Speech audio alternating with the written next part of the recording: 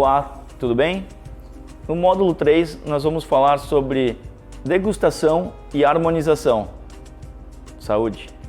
Quem tiver aí a oportunidade de tomar um vinhozinho para a gente bater um papo nesse módulo, fiquem à vontade também, que é super interessante e acho que vai ajudar na nossa conversa, tá certo? Primeiro vamos falar sobre degustação. É uma parte boa aí da conversa, né? Degustação de vinho, vou falar tecnicamente em concursos, quando vocês verem um vinho que tem uma nota, por exemplo, no rótulo, né?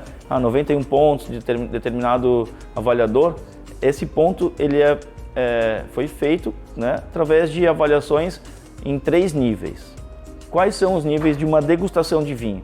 O primeiro seria a parte visual, o segundo a parte olfativa e terceiro a parte de paladar, tá? A parte realmente de boca. Então, como é que funciona? A primeira etapa, como eu falei, é o visual, tá? Olhar para o vinho. O que a gente quer olhar no vinho? Primeiro, quando você vai avaliar um vinho, analisar ele, olhe sempre para baixo, numa mesa, contra uma superfície branca. Um ofício, né? um guardanapo, por exemplo, que vai te ajudar a identificar melhor e você vai conseguir realmente ver com clareza o que o vinho está querendo te mostrar. E o que ele está querendo te mostrar? Tá? No visual, a gente vai ver a cor do vinho, né? Se ele está mais tinto, um pouco mais rubi, um pouco mais escuro. Né? Isso tudo vai mostrar, já começando a dar uma característica de onde o vinho vem, qual a uva que ele está trazendo aqui para mim. A gente vai ver também a limpidez desse vinho, se ele está mais turvo ou se ele está mais translúcido, se ele está mais opaco. Isso tudo vai me dar outras características também. Tá? Que a gente não vai abrir hoje a conversa explicando cada detalhe, mas é isso que a gente está procurando. Fica a dica até também para vocês pesquisarem um pouquinho mais de como funciona a degustação depois, de cada item desses, para entender o que vocês vão achar nos vinhos. Tá? No espumante, por exemplo, que como eu falei também é um vinho, a gente vai avaliar a perlage.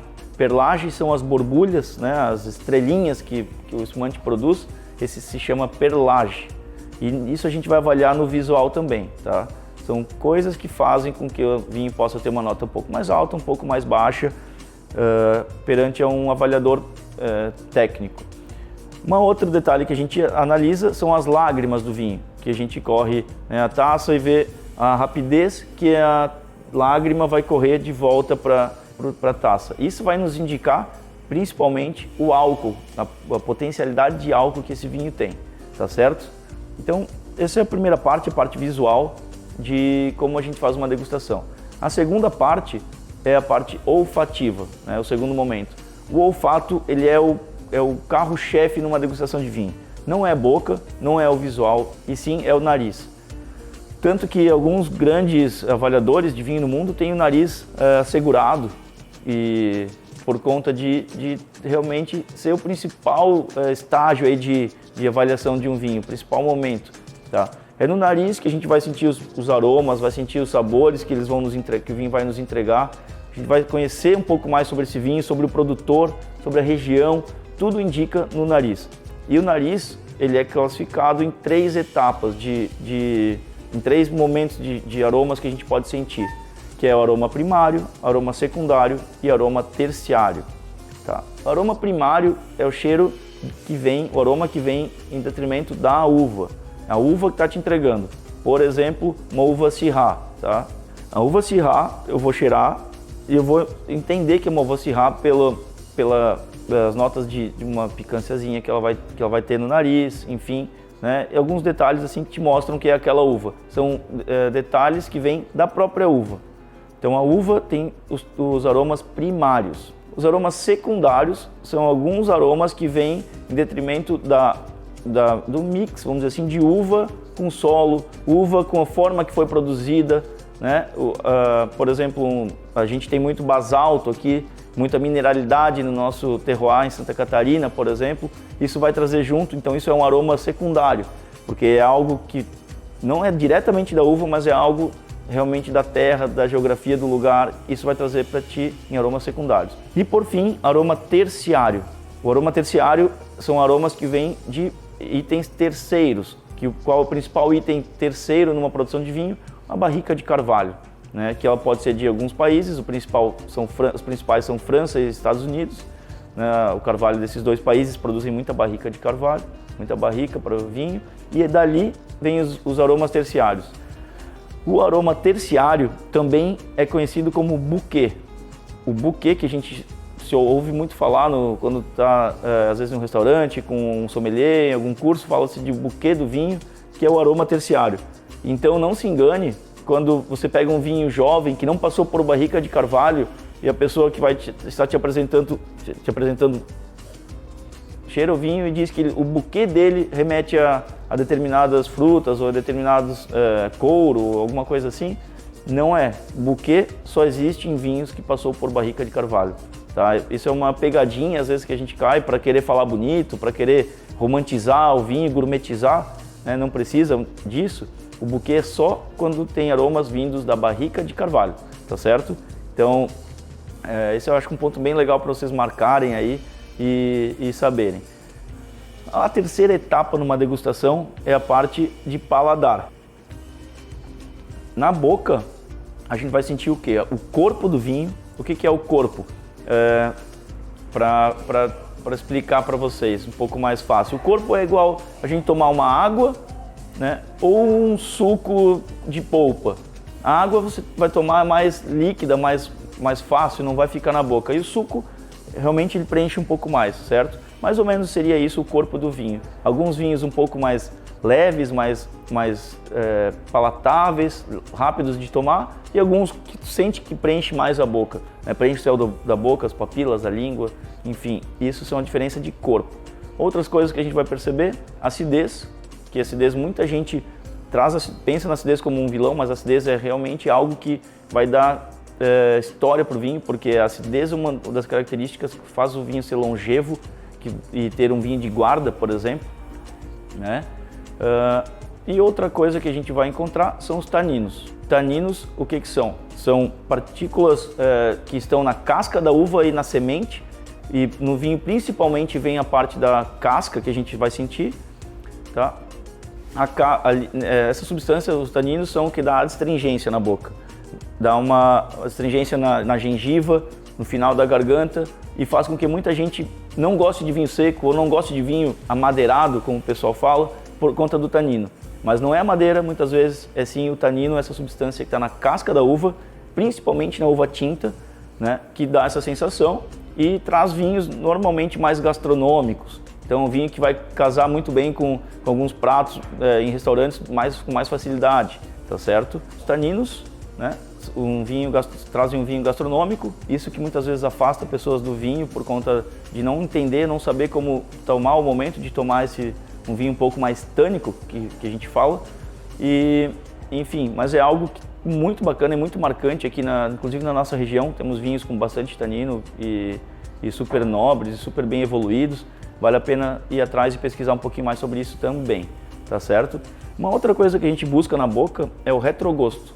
O que seria o retrogosto? A gente tomar o vinho, engolir ele e depois a gente ainda sentir ele voltando. Ele parece que não descer, ele fica na garganta e fica te trazendo ainda os aromas que você sentiu no primeiro gole. Isso chama retrogosto. E é algo muito buscado, algo muito valioso no vinho também. Tá? Alguns vinhos bem macios, leves, a gente não sente tanto retrogosto, mas a gente procura porque um retrogosto bem marcante faz com que você aprecie ele por mais tempo o vinho. Com um pequeno gole você consegue apreciar ele por um longo espaço de tempo. Sobre a questão de avaliação técnica, são esses três principais elementos que são avaliados, tá? O visual, o nariz e a boca. São os três elementos que vão dar notas aos vinhos, que vão classificá-lo como um vinho de excelência, vão classificar para o preço do vinho também. Tá? O preço do vinho vai estar marcado muitas vezes por conta da eficiência do vinho nessas três etapas, tá certo? É uma parte um pouco mais difícil, uma parte que requer treinamento, litragem, eu gosto de falar. Litragem o que é? Provar, ir atrás de vinhos, provar estilos diferentes, provar vinhos de regiões iguais, mas com uvas diferentes, provar vinhos de regiões diferentes com uvas iguais, e ir testando, porque o vinho é teste, aprendizado, cada garrafa cada rolha que sai tem um mundo de coisas para te ensinar, tá? Então isso é muito importante. Agora a gente vai falar um pouco sobre harmonização.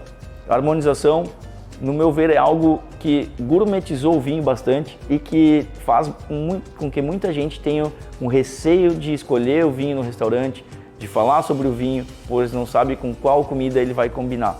Vamos falar um pouco mais sobre isso agora, né? Harmonização. A harmonização também tem 3 estilos de harmonização: por similaridade, por corte e por oposição. Tá? A principal e a mais utilizada, a mais fácil da gente fazer é a por similaridade. São pegar características similares, como o nome já diz, da comida e do vinho. Por exemplo, a gente busca um vinho com bastante acidez, por exemplo, um Pinot Noir. Um Pinot Noir é um vinho que traz bastante acidez para a gente, e toma ele com uma uva, com uma massa de molho vermelho. O tomate, a gente sabe, tem uma fruta, um fruto com muita acidez. Então a gente tem a acidez do tomate, tem a acidez do vinho. Ao casar o vinho com a massa, um não vai brigar com o outro e a gente vai sentir a acidez do jeito que ela tem que ser sentida, né, equilibrada, e o vinho vai ser um aliado da comida e a comida vai ser um aliado do vinho. Essa é a harmonização por similaridade. Depois eu venho com mais alguns exemplos para vocês, tá? Harmonização por corte. Essa é uma harmonização que, ela, como o nome já diz, ela é um pouco diferente por similaridade. Ela traz coisas totalmente diferentes e ela corta uma coisa com a outra. Como é que funciona? Por exemplo, o Taná, que a gente tinha falado há pouco, sobre que é uma uva com bastante taninos, uma uva astringente que seca a boca, deixa a gengiva bastante seca e pode até incomodar em determinado momento se a quantidade for muito grande de taninos. Eu pego um vinho desse, que vai secar bastante a minha boca, e caso ele com uma massa alho e óleo, por exemplo. Tá? Ou uma comida, uma costela, né, que é uma carne mais gordurosa, algo que deixe a boca mais lambuzada, mesmo nesse termo. Tá? A boca vai estar bastante, uma massa alho e óleo, por exemplo, ou na costela, enfim. A boca vai estar bastante untuosa, bastante oleosa. Então eu como, ela molha a boca e eu tomo vinho para secar. Então a próxima garfada que eu vou dar na massa ou na carne gordurosa, ela vai ser como se fosse a primeira, porque minha boca vai estar seca, eu vou comer e vai molhar de novo a boca. Aí eu tomo vinho para secar ela e assim é uma combinação por corte. Né? Eu molho ela e corto aquela entrada da comida com o vinho para que uma garfada seja a primeira, a sensação seja essa. Tá certo? Essa é a por oposição. A terceira, sim, por oposição, é a menos utilizada. Eu particularmente acho que é bem específica, bem momentos específicos que a gente vai conseguir fazer bem feita essa harmonização, tá certo? E a harmonização por oposição, um grande exemplo, o mais famoso desse estilo de harmonização, seria um vinho do Porto, que é um vinho licoroso, um vinho adocicado e um pouco mais alcoólico, né? Que é um vinho misturado com grappa, com cachaça vínica na sua produção. Um vinho do Porto com um queijo gorgonzola ou um roquefort, né? Queijos azuis. Esse é um casamento bem interessante, que a gente não imagina um vinho, né? Um vinho sobremesa casar com um queijo mais forte, como um gorgonzola. Mas, sim, faz um casamento perfeito e a oposição dos sabores vai fazer com que eles se complementem. E essa é a ideia desse estilo de harmonização, tá certo? Vamos lá, vou trazer mais alguns exemplos para vocês agora, só para ficar um pouco mais claro e mais na mente de vocês como seriam essas harmonizações. Outros estilos de harmonização, vou passar para vocês algumas dicas, algumas técnicas que facilitam um pouquinho, mas não se apeguem totalmente a isso, porque não é isso que vai permear a experiência de vocês no mundo do vinho, tá certo? O que é importante a gente perceber? Comidas mais fortes com vinhos um pouco mais fortes, vinhos de corpo médio com comidas de corpo médio, porque a similaridade é a forma mais fácil de a gente harmonizar e como a gente mais vai conseguir encontrar no mercado mesmo esse estilo, tá? Então, se apeguem mais nesse momento, porque eu acho que é mais fácil de conseguir fazer a harmonização. Peixes, por exemplo, casa-se muito com vinho branco, mas lembrem, não é regra, nada no vinho é regra. O bacalhau, que é um peixe muito famoso de consumo em Portugal, né? É um peixe nórdico, um estilo nórdico de culinária, mas que é muito consumido em Portugal, casa muito bem com vinho tinto, até um vinho tinto estruturado dependendo do estilo do prato. Então não é todos os peixes que vão ser para vinho branco, mas na média peixes com vinho branco. Vinhos mais adstringentes, né? Como eu comentei, ou vinhos com corpo maior, vinhos que passaram por barrica de carvalho, que tem aromas terciários e tudo mais, podem casar muito bem com churrasco, com carnes, com comidas, com fungo, por exemplo, que vai dar um pouco de corpo na boca e vai casar bastante com o vinho.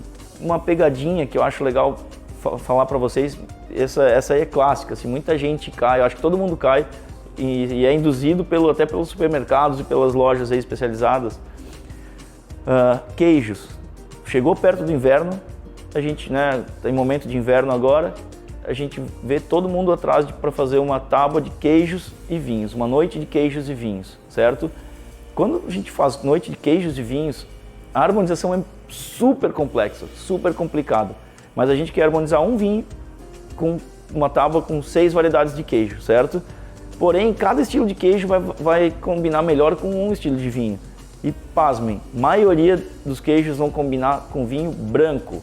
Então, queijos e vinho deveriam estar numa prateleira de vinhos brancos e não de vinho tinto. Alguns vinhos tintos casam com alguns queijos mais fortes, sim, existe essa harmonização, né? Um grana padano, algo que amarre mais a boca também, que traga mais sal, mais corpo, vai combinar com tinto, mas a grande média dos 6 queijos que você vai ter na tábua, 4 provavelmente vão combinar com vinho branco, por conta da acidez, por conta do frescor, a leveza. Então busquem testar, façam um teste, peguem um vinho branco para combinar com um vinho com um queijo. Acho que vai dar mais legal, vai harmonizar melhor a noite de vocês, tá certo? Mas se não quiser, porque tá frio e quer um tinto, tá tudo certo também. Façam a sua regra. A gente tá engatinhando no consumo de vinho aqui no Brasil para isso, para a gente fazer a nossa regra também. Falando um pouquinho sobre a harmonização, né, que a gente passou, eu desafio vocês a fazer um prato, pegar suas escolhas, suas preferências de vinho, de comida, façam um prato, harmonizem e postem no Instagram e marquem NCD para a gente ver aí se deu certo a harmonização de vocês e como é que ficou. Valeu, obrigado e aguardo vocês no próximo módulo.